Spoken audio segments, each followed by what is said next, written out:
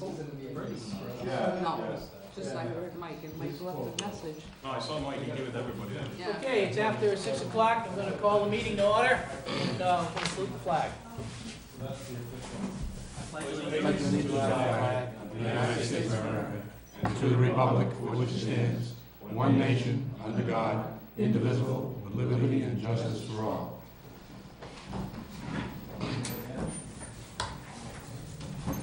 There's some agendas down here if anybody's interested.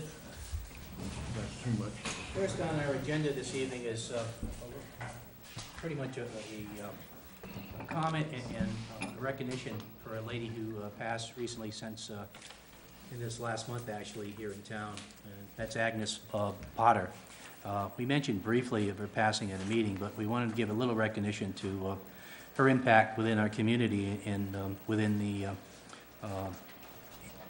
town, the impact that's still being seen by the Potter family and descendants and sons and daughters and grandchildren. Agnes was a lifelong resident of Westport, graduated from Westport High School, and after graduation married Alston Potter, and together they lived in town, developed a construction business, and their sons worked alongside their dad in the business. In the early years, Agnes stayed at home raising 6 children and was very involved in the community in many areas in her church and in all supportive issues associated with the schools. As children, you know, they were very active in town. A number of them you'll know today. I'll mention their names as we go through this real quickly. But her oldest son entered college, and when that happened, Agnes went full-time working in the hospital, in Truesdale Hospital. And she retired 25 years later from Truesdale Hospital. Through that time, she stayed very active in all kinds of town events, well known by folks as her husband and her children were at that point. But she also got very involved with the town and was the warden for Precinct B in town from 1993 to her death. Her activities are just endless, involved with local PTAs and St. John the Baptist, Ladies Guild, president twice. She was involved with all kinds of, you know, the Charlton Hospital Retirees Association, president of the Westport Senior Citizens Club, Westport Women's Club, served as chaplain for the Women's Club for many years.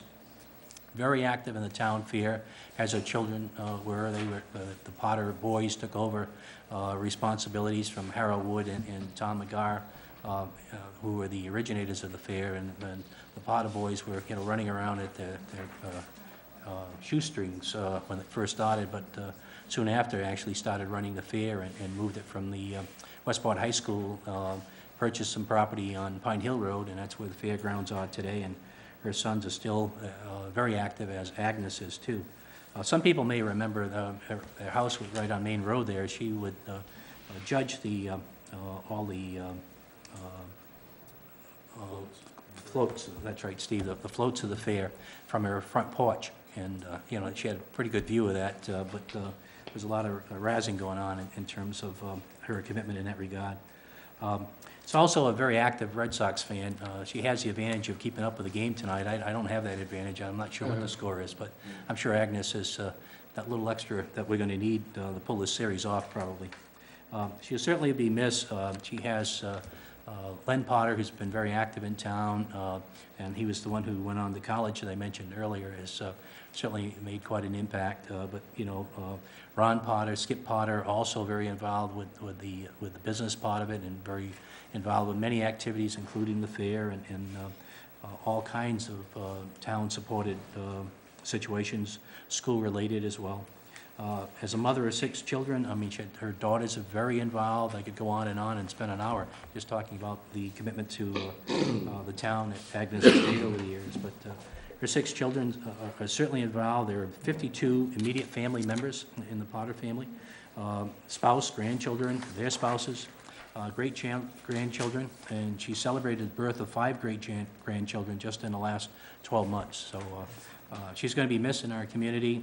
She's the brother of Tony Oliveira that I'm sure most people know. Tony was probably the first person who participated in the Westport Little League and has been recognized as that by the Baseball Association in town here. Again, another kind of unsung hero, unsung family that are really pioneers of what makes Westport what Westport is. And there was some talk from members of the town employees that I did mention Agnes last time, but I really didn't give it the amount of time that I think we should have in recognizing it. My only disappointment is I didn't recognize her earlier when she was here to enjoy that recognition publicly. So hopefully she'll be remembered in our prayers. We did have a moment of silence for a number of folks, and she was included in that previously, but I appreciate your thoughts and prayers for Agnes and her family. Thank you. Next on the agenda, we have Diane Lopes Lattery from the Office of the Attorney General's Office. Diane, please come down. Yes, sure. Oh, either one, whatever's comfortable. Just use one of those mics. Okay.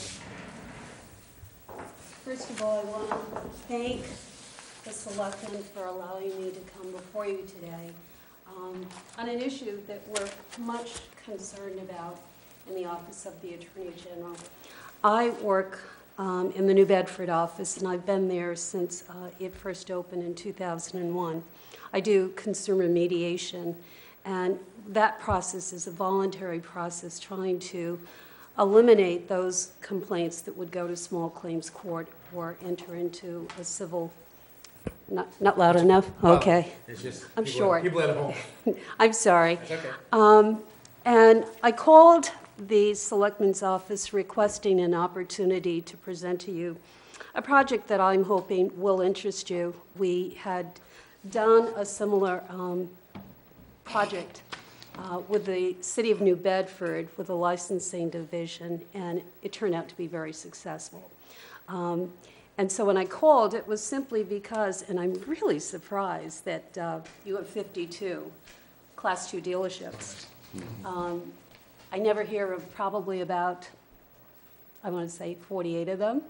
So when I got the list from Diane, I was very impressed that it's not as big a problem with used car dealerships as we thought it was. But, you know, in front of me, in front of you, is 21 complaints on dealerships that we've tried to mediate over the past several months, and we're not getting anywhere. We're not getting responses. So I thought this would be a great opportunity to see if we could enlist the town of Westport selectmen as well as our office in sending out a letter to the dealerships in addition to including, and I think you have a copy of the letter that we sent out last year with the New Bedford licensing division. Yes, we do. Yeah.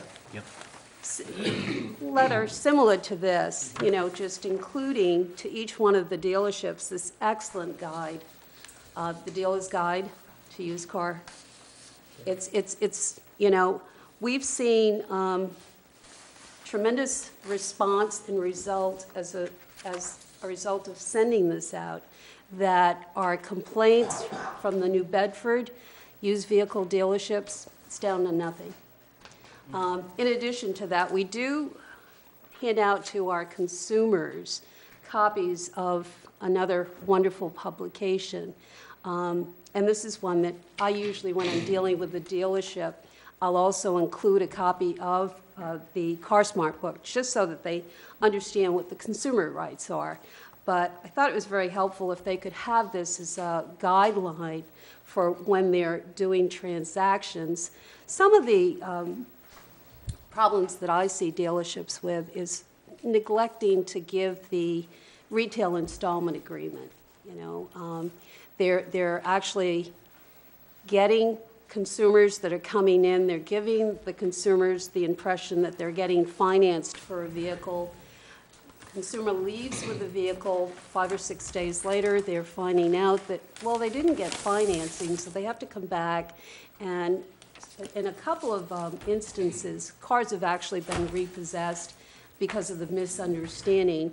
You know, and it's unfortunate, these young people, they're experiencing financial difficulties to begin with, and then on top of that, to take whatever money they've earned to put as a down payment, taking their trade in, and then to find out a couple of weeks later, you don't have the car and you don't have a deposit, and then you're dealing with a repossession, and the consumer has the obligation of the deficiency when there's a repossession.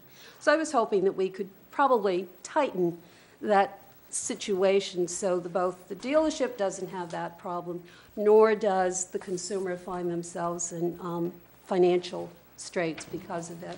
So I'm hoping that you read over the correspondence. Hopefully we get your approval, and if we do get your approval, I've actually contacted Consumer Affairs and Business Regulations to get enough books, because again, 52, I was really surprised. I thought first we were talking about 20 dealerships here. So you're looking for, Chair, you're looking for us to make a motion that we send a letter similar to this to all the Yes. dealers? I make a motion that we forward a letter that it says Massachusetts Used Motor Vehicle Warranty Law, and we send it to all the dealers in Westport. Second. That's with the book, right? Yes, as well as a copy. The other is to get a standardized purchase and sale agreement. I thought I had a copy here, but I was rushing to get here, afraid I was going to be late. But it's there's a standardized, it's suggested that they would use it, that, you know, according to state law, there are certain things that should be in a purchase and sale agreement, and if dealerships could follow that form or that format, I think it would eliminate some of the problems that they're encountering, consumers and dealerships are. How come the state hasn't finalized a purchase and sale agreement? I mean, I think Rhode Island has one, don't they? I believe that they do. Yeah, I'm surprised Massachusetts doesn't. It's a chance to get some revenue, you know, if they, Well, it they were just, able it to would do help that. a lot of what we're just talking Yeah, about. it If they really had such a does. form. yeah. It seemed pretty simple. Well, we'll see what we can do about that. But I appreciate your support on Yeah, I'd like to this. see what we got feedback after the book too, see what the dealers Yeah. have to say, so. Yeah. As you say, there's only a few of them that are not doing things It's right. just a handful, and again, I was very impressed by the numbers that you have there, Yeah. license class 2, because, again, these complaints, Yeah. it's less than a handful. But typically, in states, they have a state sponsored purchase and sale agreement. You know, it might be through the Massachusetts dealership, they probably could go through there to get those forms. But you have a lot of dealerships not following that. There's, they don't include all of the information that should be there. Yep. I especially, when someone comes in and they're complaining about the condition of a vehicle, I'll say, let me see your purchase and sale agreement, because I want to see whether it's a salvage, whether, Yep. there's a form of use that's causing the problems that they're having. And, if they follow that format, it would, I think, it would eliminate a lot of problems. Any other questions, comments? Craig? Is this online somewhere for the consumer? Yes, So- as well. And actually, on the back of the book, Okay. whenever I do talk to consumers or dealerships, Can we put something on our webpage, maybe just this back page on our webpage to say, look, for more information in regards to this, we don't have to put this whole thing on out there. But it will also come out the licensing time. Oh, okay. So these will be made available as they come in. Using the license, they'll get copies of them. But I mean for the consumer, now, so, okay, they hear about it, they wanna know about it, at least, when we go to our webpage, they can say, okay, go to this website, whatever it is, what's up. But yeah, That's a good it's- suggestion. Yeah, we should get rid of that. Okay, we had a motion and a second. Any other questions? Hearing none, all those in favor? Aye. Chair votes aye, it's unanimous. Thank you, Thank you appreciate you all. coming in. I We'll- appreciate We'll it. fill this out and we'll send it over to you. Diane will be in so touch. much. Thank you. Yep. Thank you. Good to see you again. Thank you.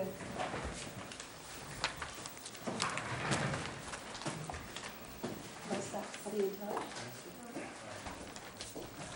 Okay, next on the agenda is basically the handout that speaks about the lottery, and it's a review of the Fiscal Policy Commission's meeting that we had recently. And I passed it out to the board, I think it was in our mail, maybe last Friday with our packets. They spent a lot of time at the Fiscal Affairs Group talking about the impact of the lottery and some of the concerns they had with casinos. If you notice in his handout, we have a very successful lottery in the state of Massachusetts, and the state officials that were speaking on this were concerned about potential impact with casinos. As you can see, there's no other state that's even close. For FY12, for example, in lottery sales, per capita sales were $712 compared to the closest lottery across the country. That's the Washington, D.C. lottery that had $395 per capita. So there's quite an impact. I'm not going to spend a whole lot of time tonight, but I thought it was good information. If any members of the press or anybody else would like to see this material, it's available to them as well. But I think from the board standpoint, this is something that the Massachusetts Board of Selectmen Association is looking at, and a concern with the success of this lottery, the impact that it has on our cherry sheet, our local budgets are based on cherry sheets receipts as well, and potential impact, whether it be positive or negative, with casinos. And they speak in comparison in this handout in terms of the estimate of lottery sales. They're estimating somewhere from a 4 to a 15% loss in lottery sales with the introduction of casinos. And then there's a question of the casino money, whether it be used the same way as the lottery, and if not, then how are we going to make up this in the local cities and towns? There's also an interesting piece that came about, and Diane had sent it out electronically to folks, and that talks about how cities and towns participate in the lottery. And I think, if I recall, Westport was like $11 million a year. That was our, sales for lottery tickets. And that was pretty interesting, and there's certainly a correlation in cities and towns, and if you look at the handout, you can see the folks that are heavy lottery participants and the impact of those budgets, and any negative situation with the lottery, how that would impact those, many cases, the cities that are involved. The biggest by far use of the lottery is the instant tickets. I'm not a lottery person, so forgive me if I misspeak on some of this stuff, but the instant tickets is 69%, Keno is 17%, the number games are 7%, and all others together in draw games are somewhere around 7% situation. But it is available. I don't know if Selectmen have any comments to it, but I wanted to share that with folks. This Fiscal Policy Committee has been pretty active. John Robinson has really, I see in our printout, we actually have all the cities and towns for what their contribution was, or what their sales were, I should say. And John Robinson has been really kind of structuring the Board of Selectmen in this concern going forward with some of the limitations cities and towns have with Proposition 2.5, trying to look at the management side going forward with projections on state revenues and state contributions to local cities and towns for their own operating budget. So this is a big piece of it, and it took a lot of time at the last meeting, so I did want to share it with folks. Any comments or questions? Okay. Next on the agenda this evening, I asked Steve to talk a little bit about the Bristol County budget for FY14, and it's basically Steve is a representative, and he has the budget, and he is available for any detail, but just kind of an overview this evening, if you'd like, Steve. Yeah, but basically, everything passed. For people who don't know, it's Bristol Aggie High School, it's the courthouses, it's the registry of deeds. In each town, the percentage of our population, that's how you vote. Like Westport, I believe, is like 5.6, Fall River, New Bedford are higher at 11%. As a matter of fact, we had to wait for them to start the meeting because we didn't have a quorum. But the gist of it is you discuss a $18.5 million budget going in and out, where it'll be dispersed. And it's all in detail if anybody wants to see it here. If anybody does review the budget, I'll just touch base on some of the discussion that came up. Some of the discussion is why there is still estimated revenue for past years instead of the exact amount. If you look at the bottom of some sections, it'll say estimated receipts from like 2009 to 2010. Why doesn't it have the exact amount? they're gonna be a little better on that in the future, because there's no sense, it was rounded off. But the main thing, Diane gave us a copy of it too, is we have 35 students going to Bristol Aggie, which again is the budget, it's about $8 million. And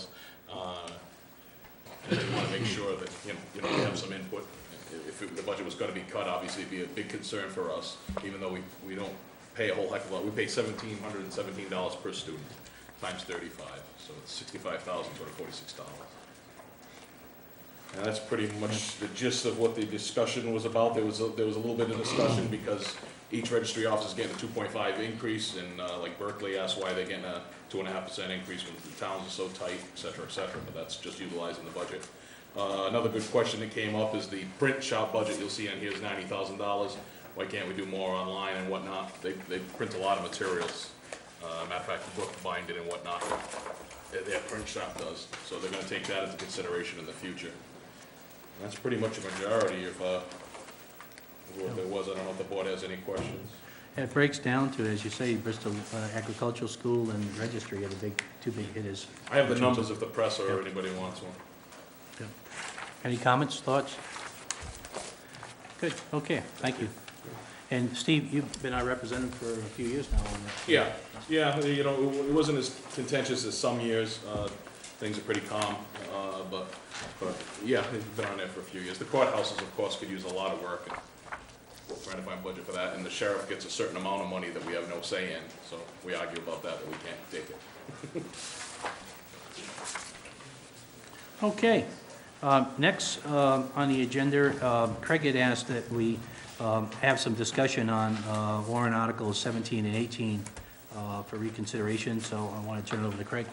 Okay, I'm just trying to, did we receive an updated version of the, I thought I saw it earlier, was that? No. Okay, let me just pull it up, so I want to. Okay, here's Here it is, right here, got it.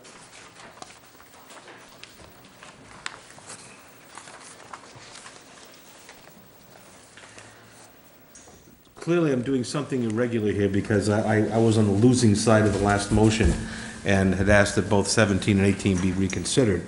Yeah, let me say, I'm asking you for discussion, I'm not entertaining a reconsideration at this point, but. And I did more so in Article 18 because, in essence, when the town council reviewed the language, it was substantially altered. I think we were talking about the possibility of people that were currently serving as appointees exceeding the maximum term of office, and basically town council advised us that we could not retroactively eliminate someone who was appointed when there was no term limits. So if this does pass at town meeting, it has been substantially altered to not have any impact on people currently serving on boards. How did you know town council had said that? Because I wasn't aware of that.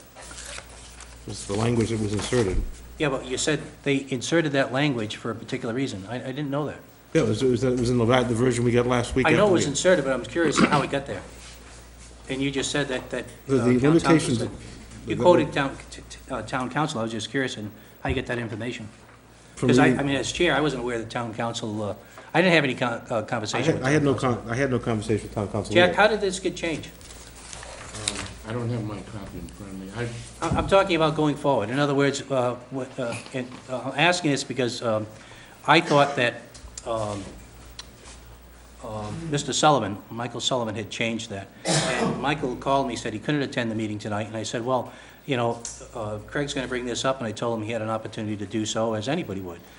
Whether we reconsider, it's a different issue, and if he made the motion, that's his basically consideration. He said he did not want to reconsider, but he said he didn't ask town council to change it. So I was kind of curious on how that came No, about. that's the way it came back from town council. Okay. I mean, my understanding was, it was language that was inserted by town council because it wasn't in the version we voted on. I think that's speculation until we get the information. You may be correct, but I mean, I'm the chair, I never heard anything. I haven't had a conversation. No, I didn't either, but it was, clearly the language was different when town council drafted the action. And to your knowledge, none of us have had anything to redrafting this. It was done one way. So the net effect of this is, I think, the intent that was expressed at this board last week has been, in effect, nullified by the fact that this article has been substantially rewritten. And again, it's awkward because I voted against it to begin with, and I'm not proposing or that to make a motion of reconsideration, which I don't have standing to make. Others can, if they vote in the other way on this, they could have.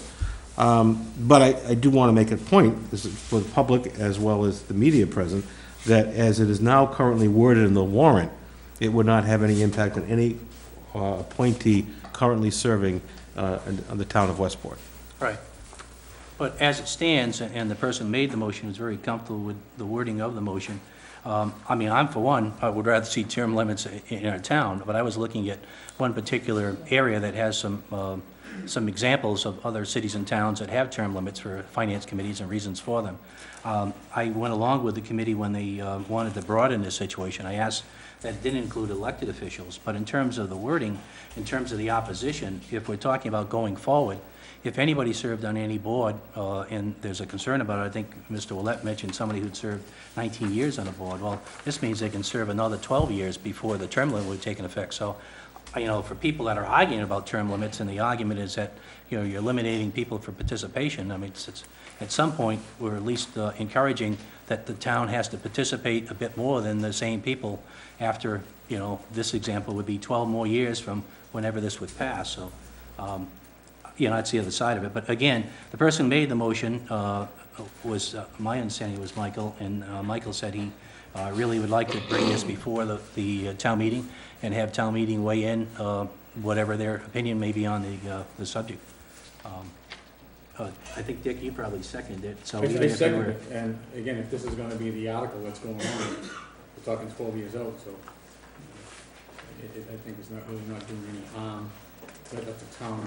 If I agree, if all of a sudden starting, hey, look, we pass it next month, and when we do the appointments in June or July 1st, and the 12 years are done, they're gone, when they signed up, they had no conditions, but now this is a condition. Before this comes to fruition, we're talking 12 years out, 4 years, 4 consecutive terms, so. But Mike is the one that made that motion, so. Again, this came about because of the original article, which talked about the Finance Committee not serving on other standing committees having to do with any expenditures of town funds. And also, when we went to those communities, a number of them, the vast majority of them in the state, have that language. And many of those also have no Finance Committee member should serve more than 4 terms, a total of 12 years as a member of the Finance Committee. So they had term limits in there for finance committees, and people could question whether they wanted it or not. So when we were first doing this, that language was in there, and this board decided they didn't want to do it just for finance committees, they wanted to do it for other appointed officials. And at one point, they talked about elected and appointed, and we narrowed it into appointed. So in fairness to how this came about, it was, and anybody that goes to the websites for any cities and towns, goes to their finance committee or goes to their bylaws, they'll see the language. And the language is pretty standard in terms of, you know, how it relates to finance committees, and that's why we brought it forward. It wasn't a reflection of picking on individual members of the finance committee. It was the concern about finance committees being very active in other committees in towns and participating in that process, and then sitting down on the finance committee and reviewing those expenditures of town funds for those committees.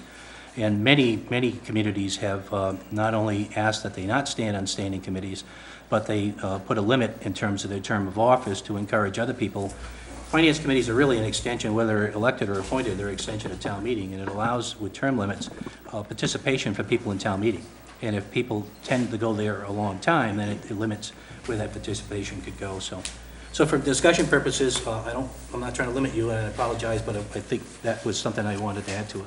Right, I don't have standing to make a motion for reconsideration, just using another day to make another argument against it, and I do believe that with the number of vacancies we have on town boards, given I think the level of dedication that we've seen, and the fact that most of these boards are turning over fairly quickly, including the Finance Committee. The Finance Committee has maybe 2 members that have served anything more than 4 years. The rest of that committee has been appointed within the last 4 to 5 years. And on a 9-person committee, when you've got 7 people that have that level of turnover, I don't think that committee or even this board has people that are taking opportunities away from other people that want to serve this town. You know, and again, maybe the best place to debate that would be at town meeting, Right, well, I agree. you know, and so that the article stands on its merits, and we can discuss it very openly at town meeting and take sides and present positions at that point. That's what town meeting's all about. Part of our role is to submit stuff for town meeting, so. So in terms of reconsideration, I don't think it's appropriate. We don't have the person who made the motion anyways, and we've had a closed warrant, and, you know, we're gonna agree to disagree on issues. One of the things that Michael said is he felt very strongly about the Nokochoke Village issue, and he went along with this board and supported it, and after the vote was taken, still supports it, even though he has some personal concerns, and he may raise them at town meeting, but that's the place to raise them, not necessarily trying to structure stuff before it goes to town meeting in that regard. So, anybody else want to be heard on any of this? I'm gonna keep waiting, I'm keeping it at the board right now. if I can. Right, I mean, if it was something that we were voting on and it was gonna become into effect, that we would look at it differently maybe. But I did it the fact of just putting it out, town meeting, because I had people, when they come up to me and said they want training, some people don't like training, it's any both late. The easiest way I figure is, let's just put it on the town meeting and let the people vote, whatever it is, we deal with it. Sure, okay. All right, I want to move on, but Wayne's there, and it looks like he's anxious to have a comment, so. Again, I'd just like to speak as a member of the public, as a citizen. I can't see the logic of limiting town limits to individuals that are doing a good job in this community. There was an excellent article in the Fall River Herald News, under our view, dated October 4th. I won't read the whole thing, but it's almost like a Bible of good sense. If it ain't broke, don't fix it. Start it. Kind of like most. Wayne, Wait a minute. Let me just finish. Wayne, if you want to read that, I suggest you do it. I don't want to read the whole thing, I just What- want to read a couple excerpts. Well, Wayne, I gave you some time last time. Wrap it up this time if you can. You'll have a chance to talk at town meeting if you like on this article. There are two sides to this, and you should be heard, but the place to be heard is town meeting. This will be an article on town meeting floor. That's when you want to talk about it. Well, okay, thank you. One other thing, there's going to be some term limits. I have a couple of people in mind. Okay, They might be right here in this room. okay. Appreciate your comments, sir. Now we're going to move on. Next is, well, we're ahead of schedule here, but we have a discussion on the middle school feasibility study. And Michael had emailed us some information and a summary, and I see the other Michael Sullivan here as well this evening. Michael is not going to be, our Michael Sullivan is not going to be able to attend the meeting, but he did want to share with us some of the summary pieces, and I'm trying to see if I can find it. I pretty much, I think I know most of it from memory, because I did attend that meeting, and the other Michael Sullivan's here too, he might want to speak, but basically, there was a report made, and we have a summary, we have the executive summary of the report. Well, there's another one that Michael actually did to summarize it. It was a one-pager. In this report, CGKV Architects had been charged with looking at the middle school, and the middle school in particular, and try to identify some of the challenges we had with the PCBs in the middle school, and the remediation that was going to be necessary for that school, both short-term and long-term. And they came up with some options for the school committee to look at, and that's school committee's business pretty much. It's a school that's responsible of the schools. Our involvement at this point, at least talking about it, is the financial impact that it would have as we go into another operating budget cycle. That's what we're doing right now. And I think it's appropriate that this board, the finance committee, and all departments have an idea of some of the impact coming down the road, not only in potential operating budgets, but also in capital budgets and potential bonding that may be necessary. For the middle school, we're looking at ranges depending on the option of remediation, doing some rehab of the building, knocking the building down and building again, or abandoning the middle school and having it available to others, or, you know, a whole range of things, soup to nuts, if you would. And the range has been tacked with some ballpark figures in terms of dollars. They're estimates. They're not suggested to be the final dollar amounts, but the range is from a low around about 7.5 million to a high around 37.9 million. And you could probably add, plus or minus 3 or 4 million to those figures on both ends. So I think it's sizable. The architects had recommended in their study some construction and some remediation that would be about 16.3 million, and a give and take another million or so probably on that. Doesn't involve some of the other costs associated with this remediation. So it's a big figure, and it's a figure that's not necessarily going to hit the town tomorrow, but at some point we're going to have to take a look at it. And there's also a concern with the schools, if they decide they're going to do some remediation in the building, that unlike last time when we could do it over the summer, the remediation impact would be probably somewhere around 18 months. So at the very least, it's probably going to be a school year. So in that school year, there's going to have to be some additional costs that may be more appropriate out of operating budgets than in terms of budgeting than it would be out of capital, or maybe a combination of the two, but regardless, there's going to be a financial impact of that. They're going to have the same operations to a large degree of the system, and they're going to have this one-time deal if they have to do something like that. Those are all decisions that the schools have submitted some suggestions to the state, and they're waiting by the end of the month, hopefully, to get some impact from the state. Ranges from putting additions on to the elementary school, the McNamara School, the high school, to looking at the middle school to build a new middle school. Pretty much everything's on the table. And I think they're going to hear, at least from school building assistants, their interest in supporting some of these or not supporting them. So from our standpoint tonight, I think publicly we need to start talking about this. Michael was prepared to show a range in terms of dollars. Some of that's premature, and Michael will be the first one to say that, I'm sure, because it's really a decision from the schools, and they're wrestling with that.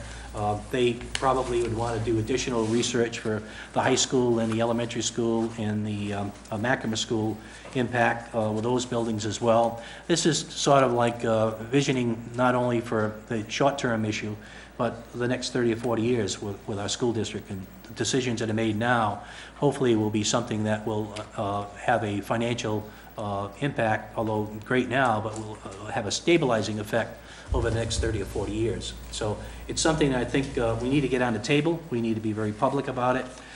It's not in our lap, so to speak, right now, but it is from a standpoint of operations.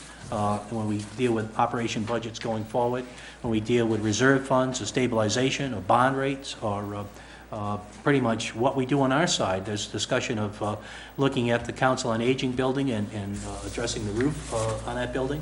There's concern about an inadequate police station that we're going to have to do something about. There's dollar signs associated with both of those, and I've just highlighted two. There's certainly more than that on the town side.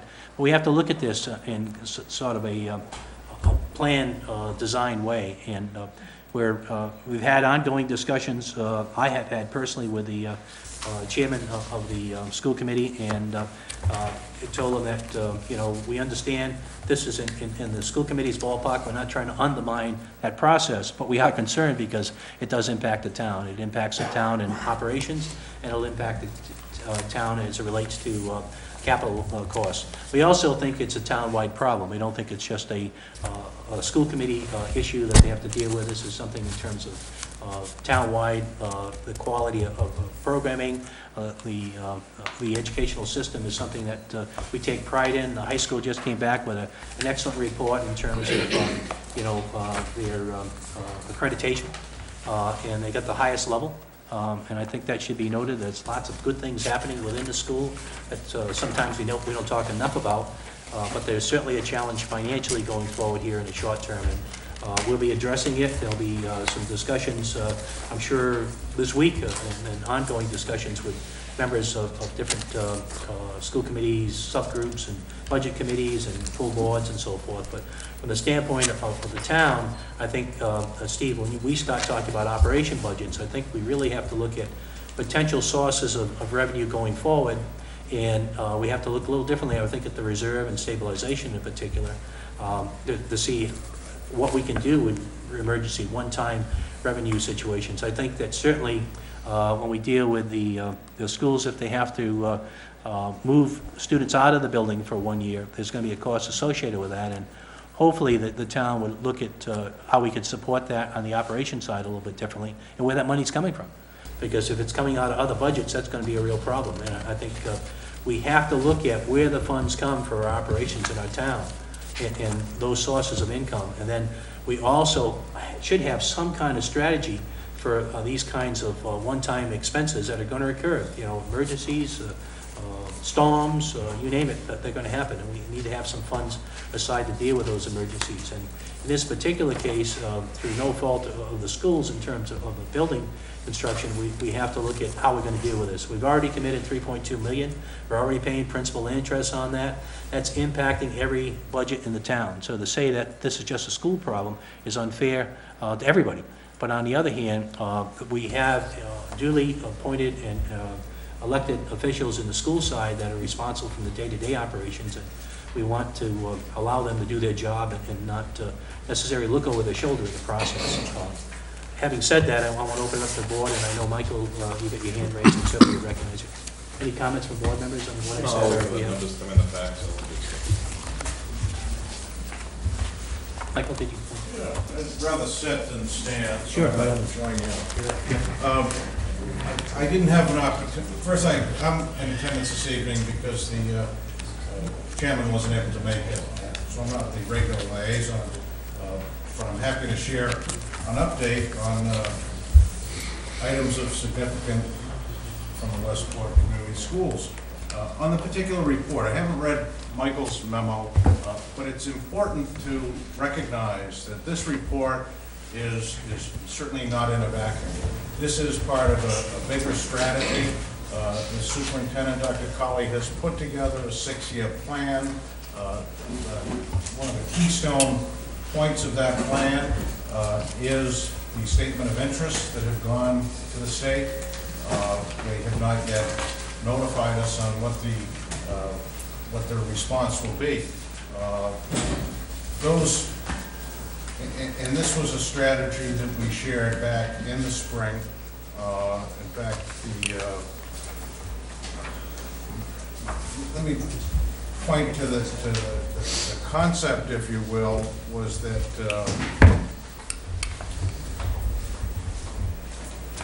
the Macomber School would be expanded. It involves 3 different SOIs, but the 2 in particular, Macomber Pre-K would be expanded to a PK through 3rd grade, allowing the current elementary school grades 4 to 6.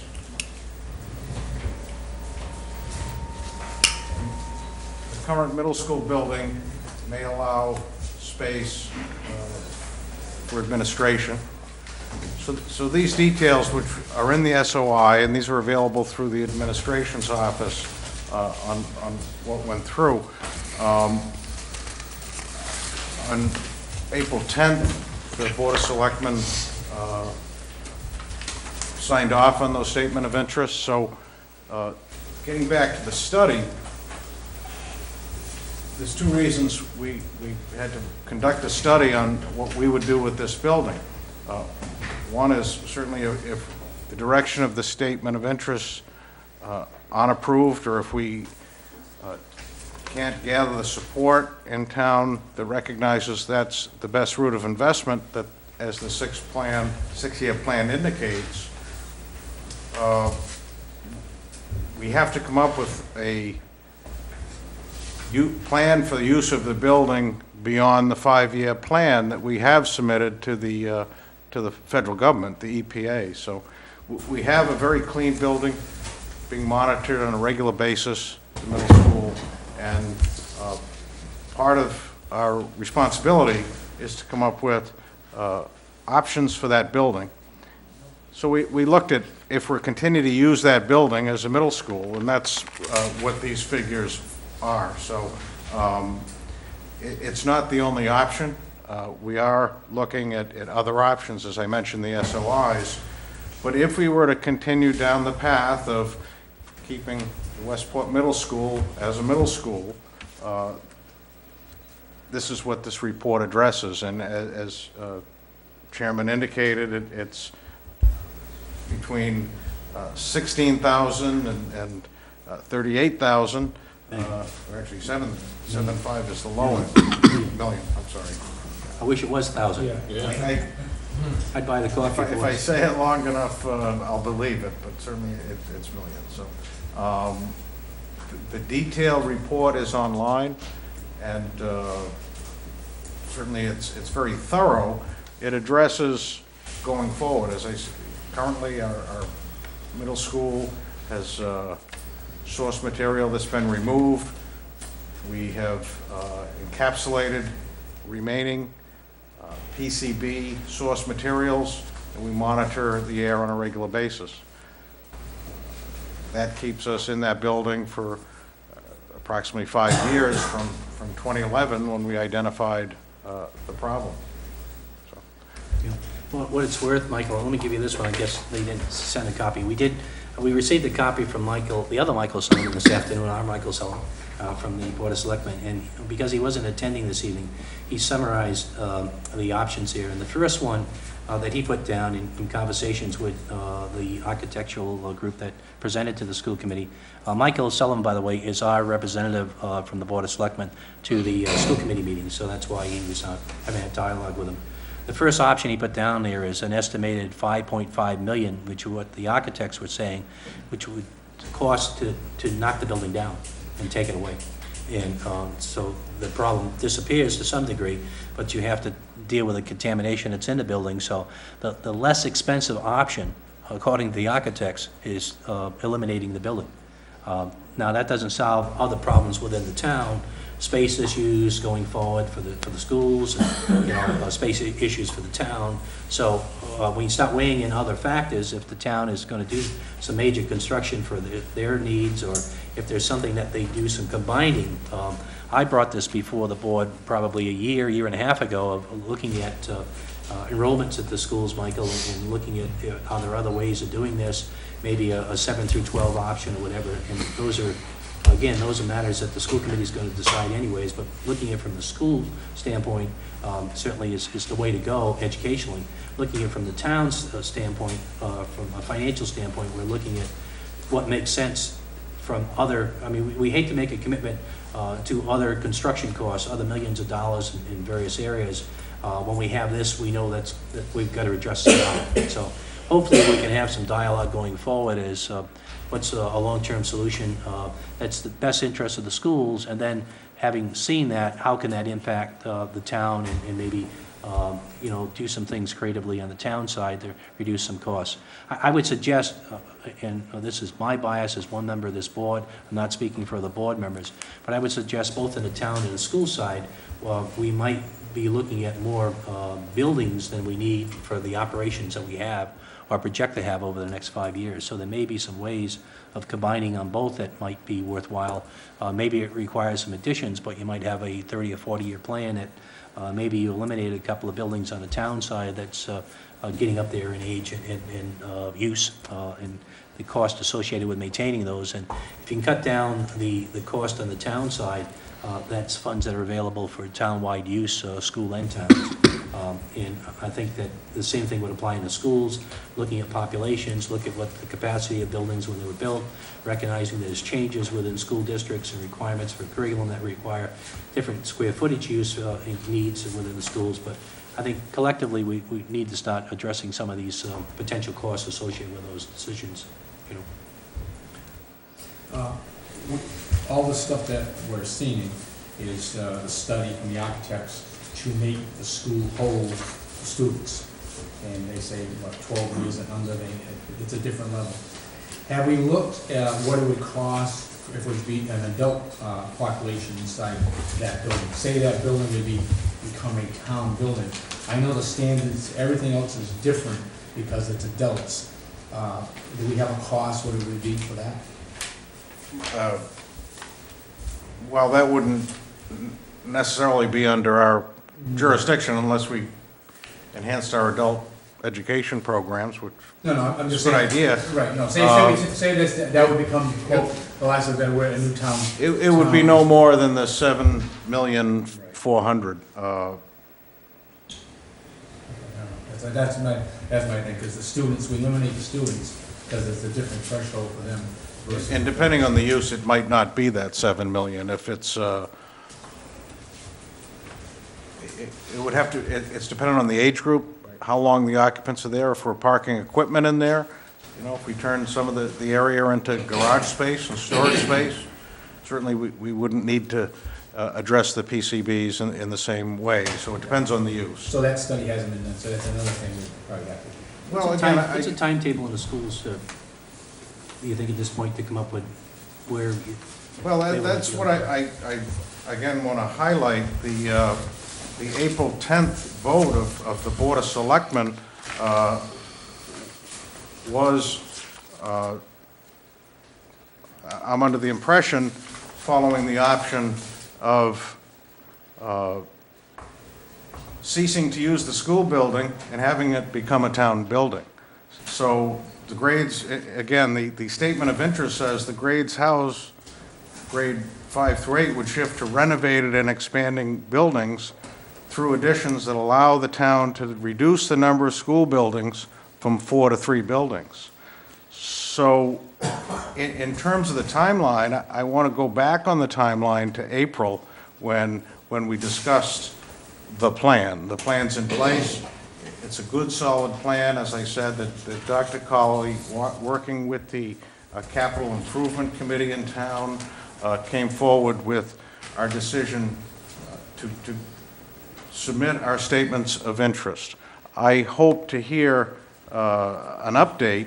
They've started to make decisions on various communities' statement of interest. I hope to get an update soon, and in fact have left a message with our state representative to see if he can find out any new information. The last meeting was October 2nd, and they didn't review the Westport statement of interest. But the timeline, I say our timeline began in April this past year when we submitted a request to the state for funds to renovate 3 of our buildings and close the middle school.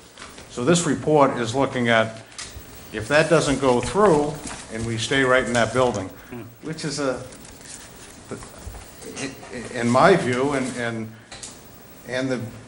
what's expressed by our submitting a statement of interest, the less preferred option, that building will be eventually, within this 6-year span, closed as a middle school. That's. Has it been looked at as a high school option, due to them be all over 12 years old? Switching into the high school? Yes, because the reflection of the statement of interest, we did look at converting it for other uses, other grades, and that did not vet out of the process. So if we can't expand the other buildings, we might have to go back to the drawing board, and that we could look at the age group of the high school students again, and what it would cost. The school, the middle school is not eligible for MSBA money. That's the problem. So the other schools are over 50 years old, so they qualify for MSBA funding, and that's the bind that we find ourselves in. Jack and Steve, do you want to weigh in terms of procedure going forward from just trying to set money aside or position ourselves for potential? I mean, we're going to have to bond for some funds one way or the other, you know, on this. And the timing associated with, Steve, you're probably the closest to this with the operating budgets now. In terms of typically looking at growth of potential growth that we can project, additional tax revenue coming in, the 2.5% increase, we're looking at something that's shy of $1 million, I would say. Is that accurate? I think structural deficit, I think we identified that last week. Yep. Last selectment meeting. Right. It's around $2 million. Yep. If you're going to look at this, Including the excise tax and Yeah. other local, yeah. and that's looking at that additional Yep. growth that we have. Yep. It's not that much higher than what we But figured. factor in operations, what we have to do that's basically contractual arrangements. I mean, a lot of that's people, and so assuming that you have the people going forward the following year, the costs associated with that, we're taking a big chunk right off the top. So once we do what's kind of fixed costs in an operating budget, after looking at potential revenue sources for the following year for operations, over the next 4 or 5 years, you did the projections, and have you looked at them since? I mean, you feel pretty comfortable with those numbers on I'm projections? comfortable with the numbers that we projected out for the next couple of years. Yep. Anything beyond that, it's not knowing what Yep. the economy is gonna be at that particular time. But this particular issue is no way you're gonna get beyond a debt exclusion Right. for this situation here. Now, looking at what you're gonna do going further for students while that building is being renovated is a whole other issue. Yep. Where you're gonna put those students. I imagine that you have room to assimilate them near the buildings. I haven't looked at buildings, I haven't looked at what kind of class sizes you have, but you may have to expand class sizes and things like that, just to accommodate that during the 18-month period that you're looking at. And that's gonna be an additional cost to you, somewhere along the line, but you still have to maintain that building, for expenses. So, I mean, this report we have just gives us a brief look at where we're gonna be at. Yep. When you get into the design of the school and the costs associated with that, usually that runs about 8% of the cost of the construction. So if you add another 8% on top of those numbers, and that's where you are, when you start looking at design and what I know that MSBA will pay for some renovations. To what extent, I don't know. I've seen it go as high as 68%, I've seen it as low as 47%, so I mean, I don't know where they would come in. Westport's in the low 40% range, Okay. 43, 44%. So that's where you would be at. It's really not desirable, No, you know, the problem with that is, in my discussion with Dr. Colley, is that, you know, once you get involved in MSBA, the problem with that is, you gotta design it the way they want you to design it. They dictate the size of the classrooms, the size of the population, unrealistic as it may be. In order to get that 43%, we gotta conform to that. you know, and that translated to the middle school, for example, if you're gonna rebuild the middle school today, that would mean you wouldn't have an auditorium. The auditorium would be combined with the cafeteria. That's a standard that the school building assistant's using it. Yeah. And so you wouldn't have some of the extras that you have in that building. So if you did that, you would do that without any assistance from school building assistants. That's Absolutely. kind of where the rules have changed. So even trying to duplicate a building like that as a new building, it would be much smaller than the building we presently have. Now, you have the other issue in terms of what they would authorize. I mean, when we were at a peak, we were 2,700 students. We're barely at 1,600 students. And Michael, you know better than I in terms of what those numbers are, but I'm generalizing that. I may have underestimated, maybe it's closer to 1,700 and 1,600, but certainly it's down 1,000 students from where we were at a peak. I don't think that's debatable. And in that situation, we had a middle school that could accommodate more people with the same space because of the curriculum needs were different. We had a high school that could accommodate many more people. So we have to recognize that there's a lot of criticism in town and saying, well, when I went to school, you know, the 7th grade went to the high school. And that's true. And when I went to school, the 8th grade went to the high school as well, but that doesn't mean that you have that same kind of luxury in terms of spaces we had back in that era. And things have changed, so they have to work within the regulations of the state on this. I'm concerned in terms of police department, building concerns there. There's certainly been a lot of interest in trying to address those. Concern with Council on Aging building is another one that we're going to have to address the roof on that. There's been constant discussions. And maybe when we look at the Earl School, which is a town hall annex, and the head school, those are two buildings that if we were able to do something, maybe we could eliminate on the school sides by using one of the school buildings some of the cost on the town side. You know, eliminating those buildings and putting them in the middle school may be a cost savings over the next 20 or 30 years, but that's just one point of view. Jack? Mike, in the map number going to PK3, elementary 4 to 6, and middle high school 7 to 12, we have estimates of the cost for those changes, of those? That would, upon approval of the statement of interest, we would.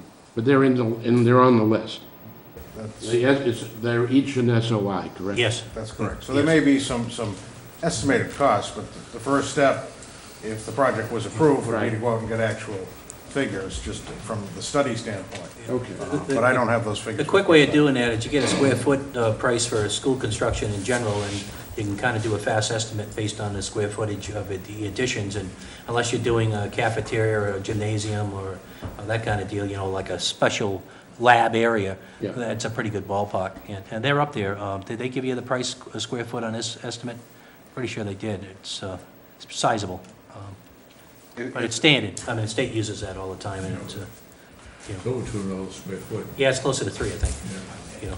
In fact, the most recent statement of interest that were approved from other districts were renovations and rehabs of existing buildings. And so that's part of the philosophy that our submitting of these bids was to renovate existing building space. So Dr. Colley had contact with the MSBA group in terms of the likely scenarios that would be approved. So again, we're looking at a 2 to 3 year span that we're going to continue to have monitoring costs and no other foreseeable costs as long as our maintenance of the existing building continues. The long-range plan that we've put together includes renovation, moving some classes around and adding some classroom space to Macomber West and high school. And it was considered to be the most cost-effective approach. That being said, what's that going to do to the budget? In 3 years down the road, we're going to have a bonding vehicle that's been approved by town. I believe it's, and the school committee believes, and I think by weighing in on a statement of interest, in fact, the Board of Selectmen believe that it's the right strategy. So in 3 years, if that's approved by the town and the state is willing to add, we'll continue to have the excellent academic programs that we offer the town, which is our responsibility. The So biggest issue is right now, 2015. We have a real financial issue we have to deal with. right, and this report And doesn't Doesn't even reflect address that. that. That's good. And you've seen the figures that I put out to the Board of Selectmen, I've discussed them with you, and I don't know what the school budget's gonna come in at, and I've got my own issue I have to deal on this side, and like Mr. Viera said, I have to deal with the police department has a real problem with the roof and expansion, and I'll be bringing that to the Board of Selectmen in a few weeks. But, you know, these issues I gotta handle now, with the revenue that we have, that's not substantial. Where do we go from here from today? Well, that was the reason we try to address one-time revenues and the need for, on how we deal with stabilization, how we deal with reserve, how do we deal with what's so-called free cash, which is turnbacks at the end of the year. I think going into this year's operations budget, we hopefully are on the same page. So we have a vision going forward, and you know, plain and simple, if we're gonna go out and bond, and we know we're gonna have to, you know, principal and interest is gonna be pretty steep there, and if we can reduce the interest, we're gonna do it by at least having a percentage in a stabilization fund. We're not even close to what the suggested percentage would be for bonding purposes, so, and we're probably gonna have to tap into that for our operation budget, which we said we really didn't wanna do, but we have no course of action. So I think we need to we can disagree on what the needs and priorities are gonna be, but I don't think we can disagree on how much money we have to do this. So I think we have to, based on the money, maybe that dictates a little bit in terms of how we prioritize and where we go from here. So Well, hopefully we can build some consensus, whatever that may be. Well, the budget that we're building is based on the revenue that we have available. Right now, under Proposition 2.5. We're not going beyond that. But there were revenues that, on the operations side, that were generated beyond the money that we had available. And that came out of other sources of funds. That's what I mean. And It came out those at sources one of time. funds, we have to continually take them out of there, or we have to address that structural deficit. That structural deficit is sizable. You know, we're talking close to $1.5 million, the structural deficit. So going into this budget period, we gotta be loud and clear. On everything else we've talked about, our decisions, you know, were decisions that we made as a community. That got us into a structural deficit on the operation side. Having funds available to continue that structural deficit is something we gotta look at, where those funds are coming from. And then the additional ongoing needs where we really kept money aside in reserves and stabilization fund, those needs are upon us now. We gotta start talking about how we're gonna plan for those. So it's a complicated situation, but it's something, hopefully, we can at least agree, to disagree and maybe where the needs are, where the priorities are gonna be, but at some point, take a vote in where we're gonna go forward as a community. And speaking of our FY15 budget, Thursday, we're starting our budget process at the schools. We're going to look at a few scenarios. Certainly a level service budget is our worst-case scenario. And we won't be looking at this report in the FY15 budget because we don't consider any of those costs would be incurred this year. So this is a report for a future investment that goes with our 6-year plan that we're committed to. And the FY15 budget, we're going to start to look at that as early as this Thursday. As I said, we'll look at level service. We will look at our needs budget as we did last year and come up with our $1.2 million in increased needs. Well, I don't know that we'll be able to start there this year because it's a good practice, but I think we're looking long and hard at our current financial situation. Well, I would suggest we look at turnbacks, potential turnbacks, line items that you have in your budget now. If you're talking about a level service budget, there's nobody on the school side or the town side that's going to be happy with a level service budget because, first of all, your increased costs are there. But quite frankly, I don't think we have the money even to look at a level service budget on either side. We talked about a structural deficit of $1.5 million.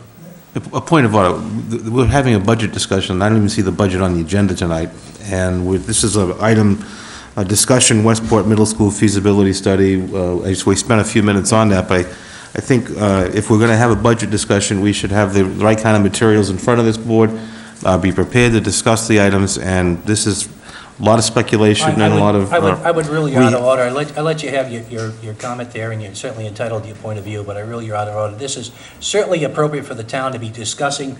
We're talking about a major cost to the town that's occurred here. But it's not on the agenda tonight. Mr. Dutra, will you allow me to finish, please? I am the chair. Okay?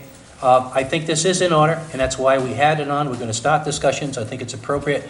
We're talking about operating budgets. Departments are working on budgets right now, and I think at some point this board's going to have to wrestle with what kinds of suggestions we're making when they develop those operating budgets based on a structural deficit that we have on the operation side. This is matter of fact, and I think it is very appropriate.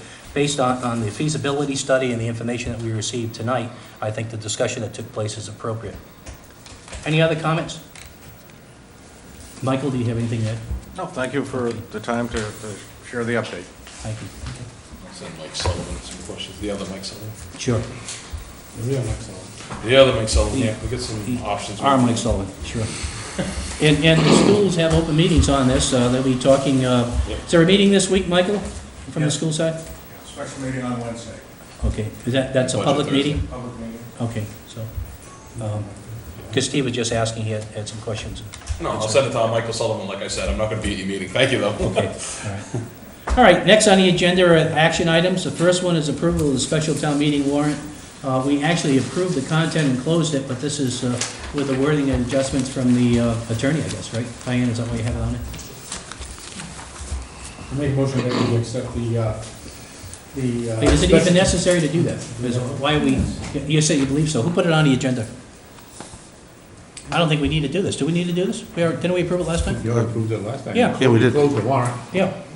Yeah, we The final wording. Subject to the wording, changes. yeah. Unless individual members have a question with the wording of the, No, my only motion would have been that we accept the special town meeting warrant, the changes that were done by the attorney, that's all, if that makes a difference. well, we did them subject to those changes, and, Okay. you know, it's up to you folks, No. but I don't know it's necessary. I'm a little confused. I thought you were against the changes, Mr. Chairman. You didn't know about them. I didn't know that the attorney had put them in, and I'm not confused with them, because last time we voted on them. Do you want to vote again this year on the changes? Well, I don't mind. Mr. Dutra brought up some concern. You kind of stopped talking about it, and now we're voting on it. So I'm not it's trying to kinda- stop talking about them, Steve. If you want to talk about how we got to the changes from the attorney, I'd love to do that. No, As but you chair- didn't as- bring up the reconsideration.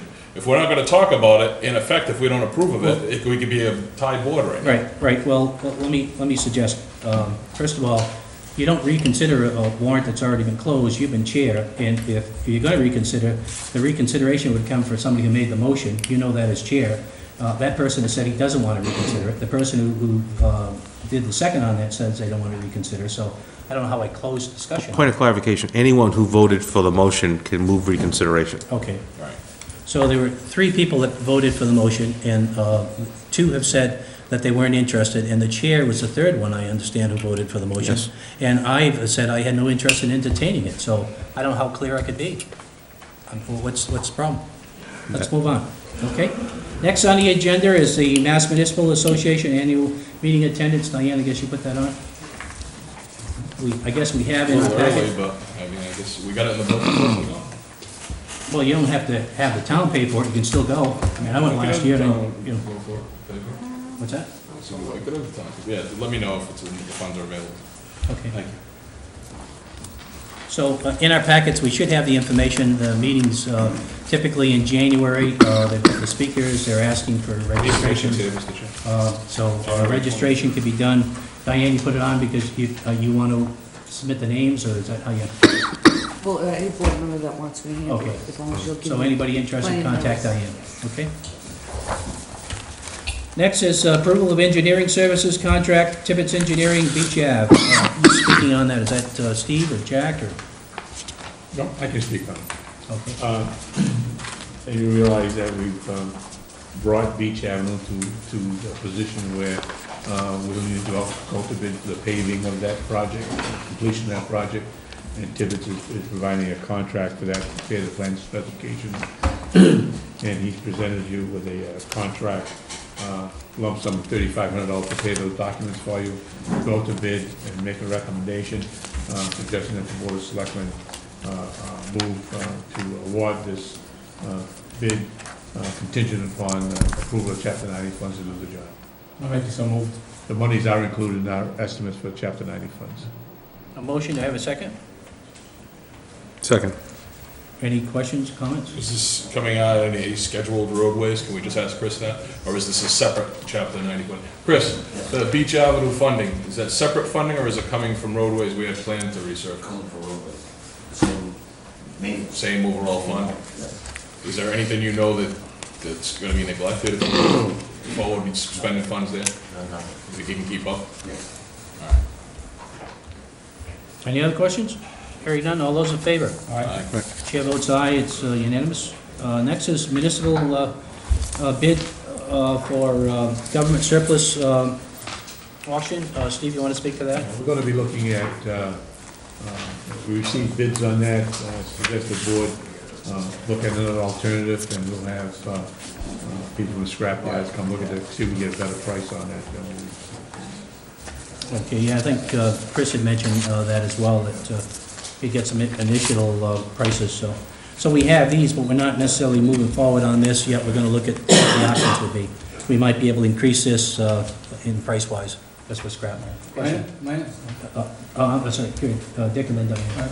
My understanding is that gallon truck, the 82 Ford, 2,200 gallon tanker truck, that was for some reason been on there, but my understanding is the highway department wants to keep that truck.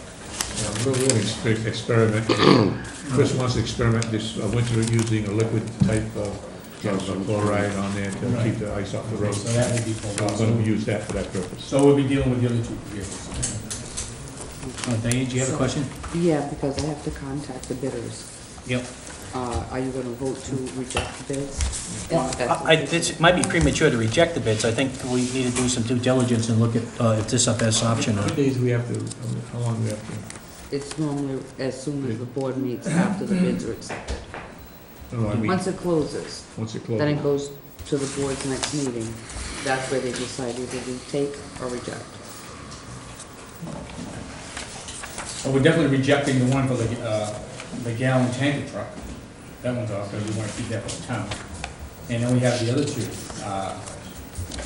Well, how's the board feel? I mean, we know what the price is for the bid. We only, did you get a price before? I mean, my No. understanding, No, you didn't get a formal price. I didn't get a formal Yeah. price, I don't, Chris did. Yeah, I think the only thing, in fairness to the town, before we let them go for these prices, and they might be the best prices, why don't you check for salvage? Because if, if they're worth more than that in salvage, if you're making $3,000 or $4,000 more, why not? I'll down here sometime Yeah. this week and get somebody down to look at And, it. and maybe the board could authorize Steve to go with the higher of the two. The best deal The best deal for the town. for the other 2 items. Are we comfortable with that? Yeah, all right. Because it'd have to be beyond this, or we go with these. Gotcha. I'll make a motion that we reject the bids on item 17092. That's a 2,200 gallon truck, that we're gonna retain that vehicle, and that we have the proper title, Steve, now?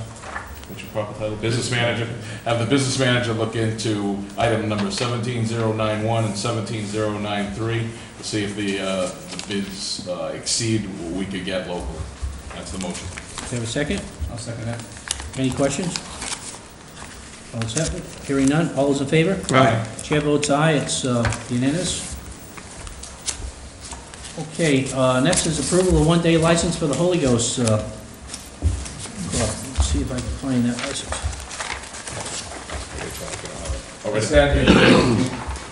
This is for a fundraiser at 171 Sodom Road, Westport, Holy Ghost Grounds, on Saturday, October 19th. And it's, let's see, this fundraiser basically from 4 PM to 9 PM. Move approval. Second. Any questions? Hearing none, all those in favor? Aye. Chair votes aye, approved, unanimous. Next is approval of agreement for Arthur Pierce doing business as Friendly Home Improvement for restoration of upper and lower floors of the American Legion Post 145 Sanford Road. Steve, do you want to speak to that? We have a formal bid on this project.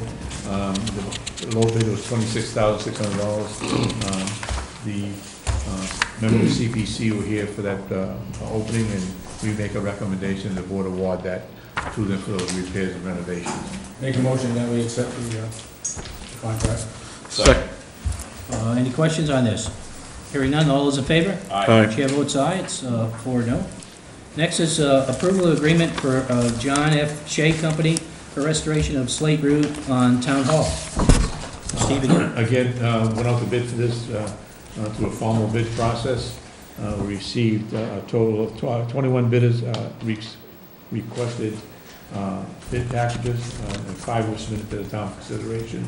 After due diligence, we're recommending that the bid be awarded to John F. Shea Company Incorporated for restoration of Slate roof at the town hall. The amount of $219,000, plus there's a $12,000 alternate bid. I'm asking the board to approve that award. So moved. Second? Second. And again, this is CPC funds, right? Yes, it is, both projects. Yep. Any questions? Hearing none, all those in favor? Aye. Chair votes aye, it's unanimous. Next is approval of a bid award to I.W. Harding Construction Company for East Beach Road Improvement Project. And you have all the bid documents before you, recommending that the board of selectmen make the award to I.W. Harding Construction Company, total of $98,638.07. So move. Motion made, second. Any questions on this one? Hearing none, all those in favor? Aye. Chair votes aye, it's approved. Unanimously. Next is vote to release Chapter 61A land on 360 Sodom Road. It's in our packets, and the other boards have signed off as required under the Chapter 61 regulations. Move to move it. Second. Motion and second. Any questions on this? Hearing none. All those in favor? Aye. Chair votes aye. It's approved unanimously. Next is the appointment area. We have 2 appointments this evening. One is Antonio Viveras to the Capital Improvement Planning Committee. He's a school committee representative. He's the chair of the school committee.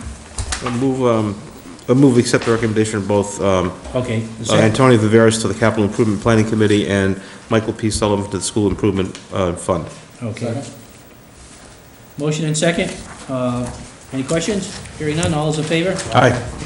Chair votes aye, it's unanimous. We're doing the 2 awards here, Diane, both Tony for capital improvement and Michael for educational fund committee. Next is approval of minutes for our regular meeting, September 30th.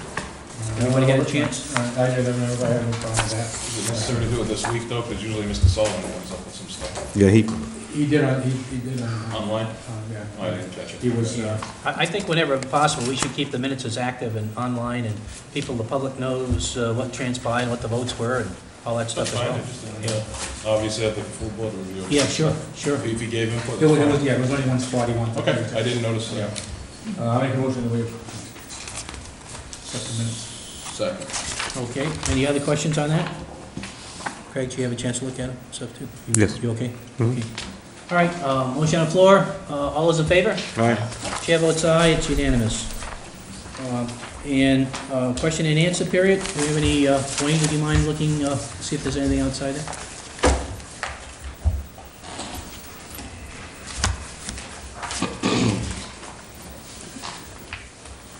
Jack, excuse me, do you have any more to add on the Tibbetts contract? Steve covered all that, right? Yes. Yeah. That's both Beach Avenue and East Beach Avenue. Yep, East just Beach making sure. Road. There's Nobody else? I didn't know if Wayne Sutherland had one on I either. think that the For the issue record, about that. nothing. Okay, no question and answers. Town administrators report. Jack? Yes.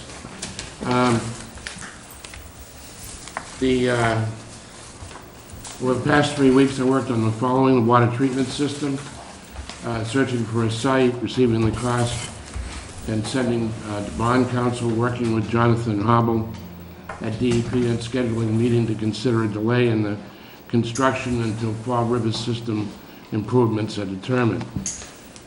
You're aware that they've failed their THM test as well.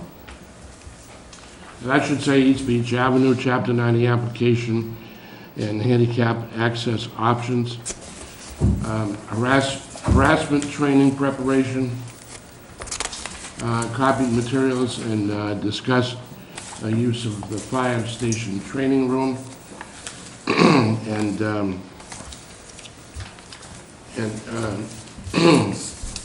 another set of, here it is. In relationship to the training sessions I'm going to be doing, I had sent you earlier, a little better than a week ago, I guess now, the 3 updated policies for your consideration. They were equal employment opportunity policy, discriminatory harassment policy, and a professional conduct policy. I hope the board has had an opportunity to review those. I gave another copy to you tonight with a request that the board consider voting approval for these updated versions. It'll be helpful to me to have those completed prior to starting the training sessions with the employees. Move approval of the revised professional conduct policy, discriminatory harassment policy, equal employment opportunity policy. Second. Any questions? I thought they were well done, Jack. Thank Good you. job. Now, on this here, now, this is gonna go through the personnel board as well? No, these were all adopted by the selectmen, I think, with, All right. yeah. It's pretty much day-to-day operations and They're responsibilities. they're that we play there. the same, of the same nature, but they're updated based on MIIA and MCAD recommendations. Good job. Okay, motion and second, I'm sorry, Steve. Just very minor.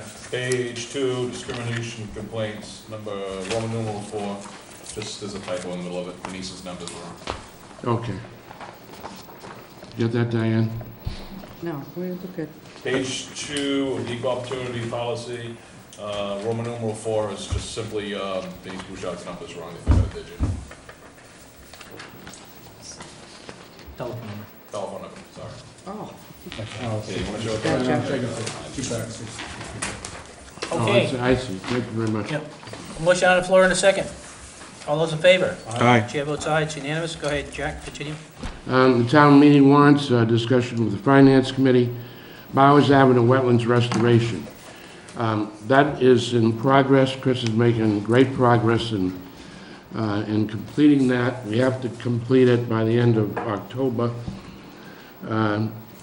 We may or may not, depending on whether be able to get the plantings in. If we don't, we'll establish, we use jute maps and, mats and other methods to stabilize the soils. But we're crossing our fingers and hoping we get the... But the road part of it's completed, right? The culvert is done. Yep. And we're now working, we've reestablished the stream bed. We've got 3/4 of the ditch that was dug filled in. And it's moving along very well. Mr. Alden is keeping good track of that visually and with his camera so that we get a good record of it. Good. Don't lose it, we may have to call you. Personnel matters and other day-to-day administration and the signature drive. The news is that I attached the Secretary of State's notice and the law with respect to that, and worked with Paul Stein. He and his volunteers will be doing their solicitation on a Saturday in the front drive in front of Town Hall, where it'd be visible from the road and people can just pull through. If that's acceptable to the board, then that's the way we'll handle it, and, Well, I'm not in favor of casinos, but I am a little uncomfortable having something like that on town property. well, it's the law. It's, as you can see from the official, Well, they may tell us we have a right to do that, but as chairman of the Board of Selectmen, I'm still uncomfortable doing that in a local town. Whether the current Attorney General's office, who's going to run for governor, thinks it's a good idea or not. Well, the Supreme Judicial Court. The Supreme Judicial Court. yeah, it's the law. But Yeah. do you, Mr. Chair, do you feel it exceeds our authorization? Because we authorized it to do whatever was legal for the signature. I'll go along with it, with their board's vote on this. I'm personally, I'm uncomfortable to have that kind of stuff on town property. Could I just ask Jack to clarify again? Yeah, What are they gonna do, put a sign out front? they're gonna put a sign out front and simply have people pull through the drive Yeah, and sign the petition. If they, outside the town hall? in just the like the loop? drive in front of Town Hall. So basically, we open ourselves to other people who want to do the same thing for other causes. Well, you may, but again, Well, I mean, if you're going to be fair, or we're going to play favorites here, No. you know? So it's got to be fair across the board. Wouldn't it? I You know? gotta agree with you on that. You know? one. I I mean, mean, it's it classic. should be out back, to be honest with you, because we don't need cars back up the street if you happen to get like 6 cars too, so. well, I would have an issue if it was during the week, when the place would be open. it's gotta be Saturday, So it'd have the Saturday. intimidation, but if the place is closed, yeah. And people have to pull themselves off to do it. You know, it's different than having somebody having to walk through a petition collector to go in to pay their bill. intimidation is, Yeah.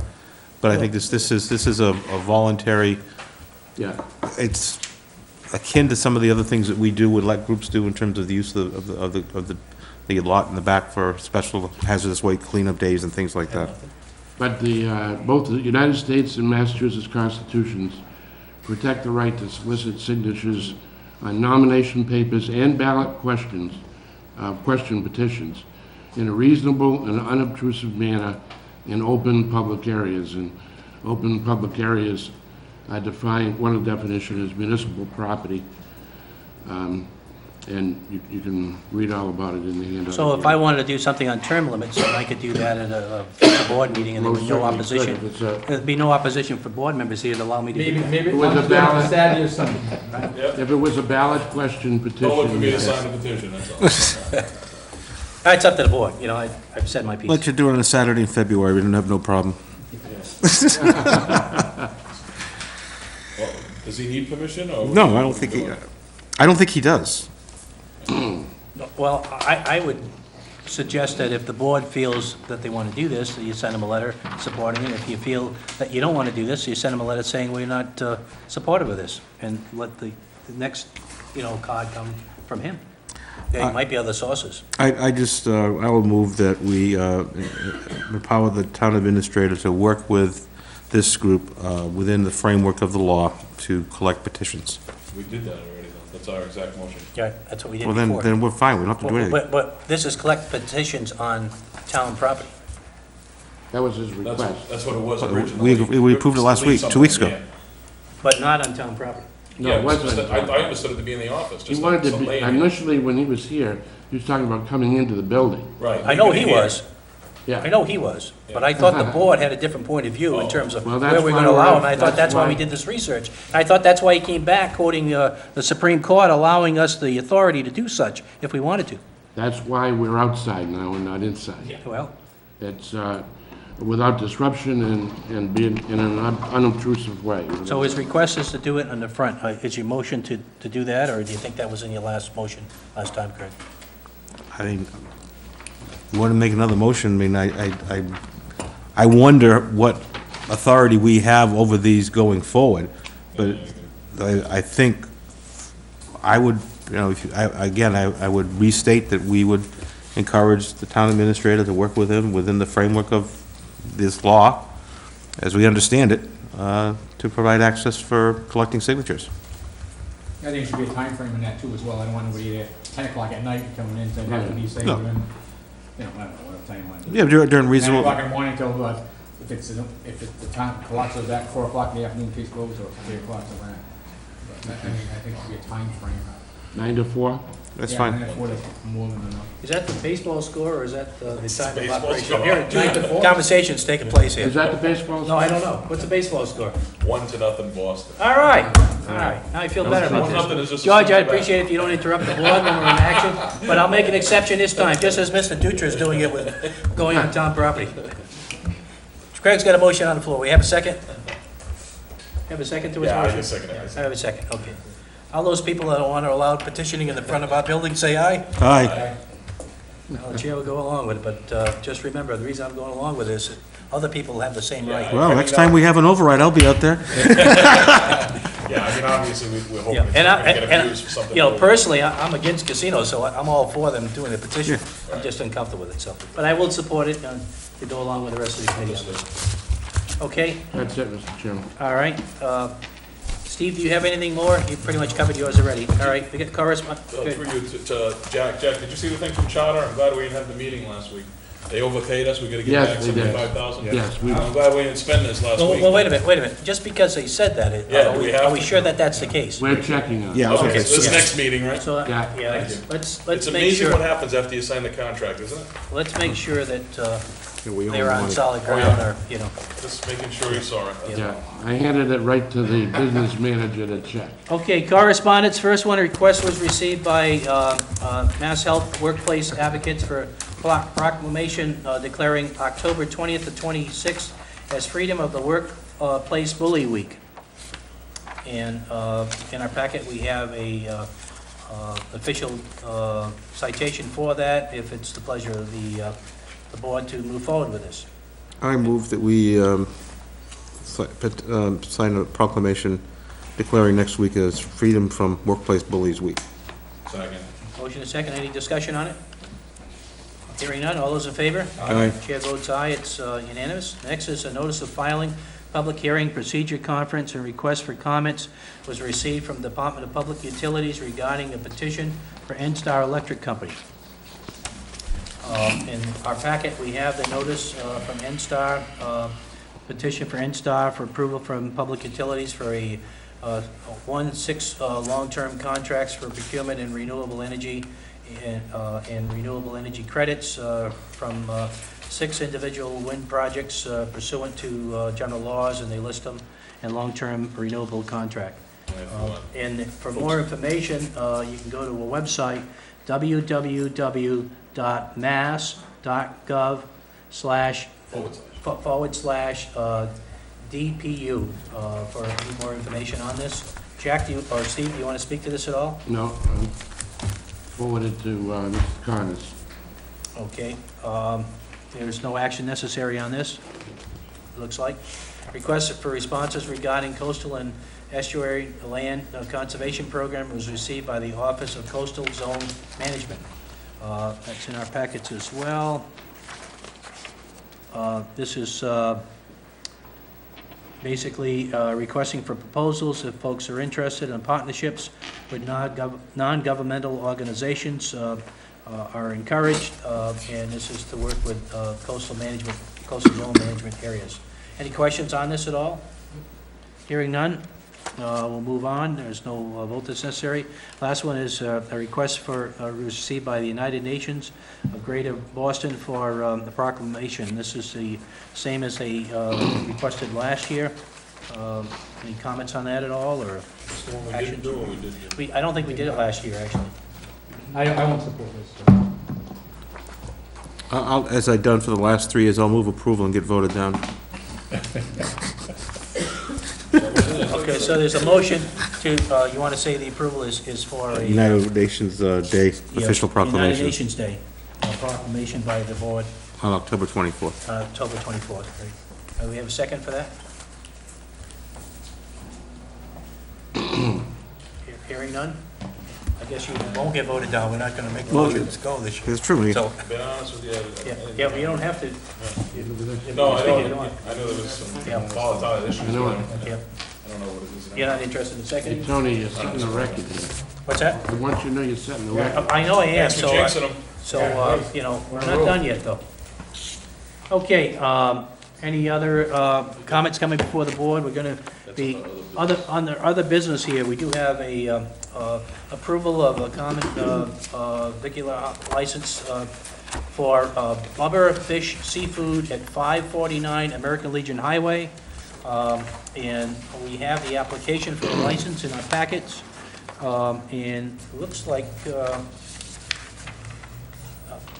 we're in order on it. Any questions on it? Steve, you just gave Just us... through you to Diane. Diane, we don't need Board of Health write-off on that first? We're the first step on that? Actually, they already do they do their own. Yeah, but what I'm, This is ours. This is just for selling food. yeah, I know, that's my concern. They're not. They also do their own. He's been in business long before I caught this. That's why he's getting this. Okay, all right, I mean, obviously, But being they're that all, type of he's all food. approved through Board of Health already. All right, I'll move it with the understanding that Board of Health, it also has to go through Board of Health. Yep, motion on the floor, second? Second, any other questions? Hearing none, all those in favor? Aye. Board votes aye as well, it's unanimous. That's yours. You unanimous. No, I gotta use someplace. Okay, next is around the table, any questions? We will be going into executive session pursuant to General Laws, Chapter 30A, Section 21, to approve executive session minutes of September 30th, 2013, and that's it for executive session purposes. Craig Dutra, move we go into the executive. Before we do that, though, Craig, around the table, any comments or questions from anybody? At our next meeting, I would like to have the Landing Commission come before us. Oh, yes. I have some issues Yep, it's- that I brought up last year, and they were supposed to take care of it, and basically dealing at the head of Westport, where they go into the landing, and it's really eroding bad. It was looked at Matt, so I'd like to have the Landing Commission come before us. Jack, when we invite them, it would be interested, so they'll know ahead of time some of the questions, relates to the town landings that we have in town and the town ways that we have. There's documentation for that they're responsible for. It also relates to the use of those landings for the public, especially state landings, because that has come up. You and I have talked about that with individual folks that have raised some issues with it. Most recently, the head of Westport, he probably had some of the same calls that I did, Dick, on folks trying to use the landing down there, and some of the response they got from folks that are using the kayaking business. That is a town landing, and it's appropriate that people have access to that as well. So I know it could be a little bit of a, or, you know, backup there with folks if they're doing the business at the same time, but town does have access to that. So it'll be along those, that's the line that I think we need to get clarified. And if I could, Jack, across the street at the landing, I'm not sure if it's under their jurisdiction, not the large park-like area. People were asking if they can park there, so it isn't an issue on either side. I don't know if it's within their jurisdiction or if it's us. I would think it's part of the landing because there's a ramp that goes up there, but people don't have access without parking where you all set? I'm all set. My things were, the Route 88, I think everybody got a copy of an email that our State Senator Mike Rodrigues and Paul Schmidt will be working on it, and Mass DOT said, yeah, it is starting to fall apart, it's in the works, we want to stay on top of that. And another note, I'd just like to say how sorry I am for the Westport federal workers right now. I know of a couple that had to borrow money to pay their mortgage, and this shutdown is not helping them at all, and it certainly hits home. Just wanted to say I feel for them. Craig? I have nothing to say. I'd like to give recognition to Diane Resendes and Lynn Lincoln and all the folks that are on the committee for the Westport High School Hall of Fame. They had another group inducted this weekend. It was a great turnout. In particular, one of the special recognitions was from a former dog officer for the town of Westport for many years, Elaine Rio, who's since passed. Steve knows the Rio family real well as well, and she was given special recognition for her involvement in setting up helping set up the Westport Hall of Fame many years ago, the Athletic Hall of Fame, and her daughter was inducted some years ago as well, but her whole family had been instrumental in working with the town in this endeavor over the years, and Elaine was recognized for, you know, she's passed, but certainly recognized for her contributions. Yep. So, you know, I think it's, at some point, we lose sight of the you know, her husband was a policeman in town for years, and both of them were very active in town in many ways, and it's another example. We started this meeting talking about individuals within our community that have contributed so much. There's another family, another example of that happening. So, and again, the good work of most of these folks that are connected with the Hall of Fame right now are retired teachers and administrators within the system, and you know, it's nice to see that, and it's nice to see them working with present administration and going forward with, this is a kind of a scholarship opportunity for folks in this recognition as well, so there's some benefit back to the community for that recognition. So hats off to them. I'm sure the press will be covering some of that event, so we don't have to go through all the folks this evening, but I think Elaine deserved that special recognition, both her and her husband. I went to canine school with him. Bill? Bill, Yeah. To Boston. You all set, Mr. Chair? I'm all set. I'll move executive session pursuant to Massachusetts General Laws, Chapter 38, Section 21. Take care of that. Second, Craig Stephen Dutra. Roll call vote? No, did you get a second? We get a second. I apologize. Yep. Irish Scarlett. Hi, Stephen Willett. Hi, Craig Dutra. Hi, Anton Viera. Thank you, folks. That's all we have is the executive, right? Yeah. Does anybody have any changes? Anybody have, yeah. I Michael's not here. I'll move. read all the.